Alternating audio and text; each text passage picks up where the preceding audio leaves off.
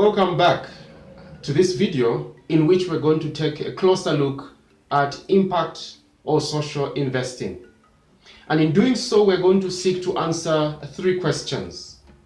Number one, what is social or impact investing? Number two, what are the major objectives of impact or social investors?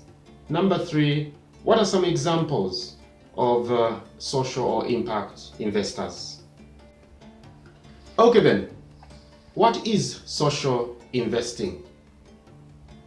This is investment made in institutions. They can be companies, organizations, or funds with the expectation of measurable, beneficial social and environmental impact alongside financial returns.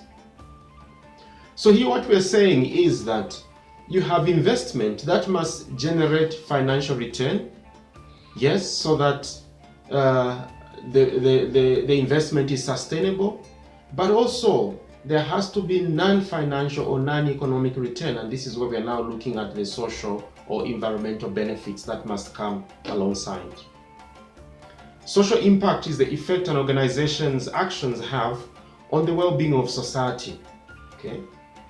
It challenges the view that social development can only be achieved through philanthropic means. Here we're saying that this is a different paradigm, a different way of thinking, in which we are saying that it is possible to make money, but at the same time not necessarily compromise social or environmental benefits. We have there examples of types of social investors. You have the traditional development agencies. They will normally set up funds or projects that are providing resources that will not only seek to generate an economic return, but also achieve some of the traditional social and environmental objectives that we have seen even in the past. So the World Bank, for instance, SIDA, the Swedish International Development Agency, and other institutions or projects will have funding for this kind of investment. Government agencies, we know that USAID and the UK Aid have in the past invested in social or impact funds and made money available even on the African continent. We have certain foundations that are set up usually by other firms or by families and so on, estates of wealthy individuals. These funds have also ring-fenced some resources that are meant for impact or social investing. So you have the Ford Foundation, you have the Tony Elumelu Foundation, MasterCard, and so on.